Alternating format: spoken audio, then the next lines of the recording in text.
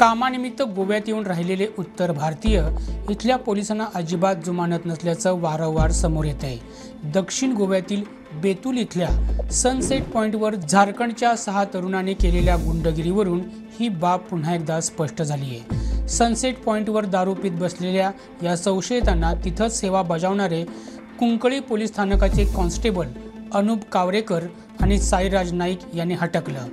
तेव्हा दारूच्या नशेत जिंकलेल्या या 6 तरुणांनी पोलिसांना चक्क लाथाबुक्क्यांनी मारहाण केली।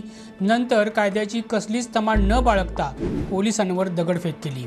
यामध्ये कॉन्स्टेबल अनुप कावरेकर यांच्या डोक्याला गंभीर दुखापत झाली असून शरीराच्या इतर भागांवर देखील जखमा झाल्या आहेत, तर साईराज नाईक यांना मुक्का मार बसला आहे। दोन्ही पोलिसांवर सध्या रुग्णालयात उपचार सुरू आहेत।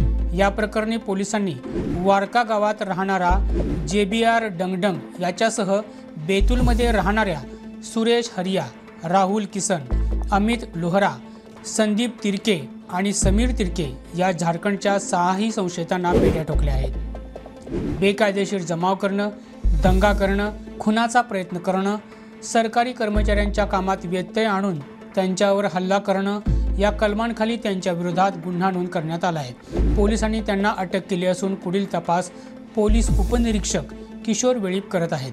हा व्हिडिओ जास्तीत जास्त शेअर करा आणि गोव्यातील घडामोडी नेमकेपणाने जाणून घेण्यासाठी आमच्या YouTube चॅनलला सबस्क्राईब करा।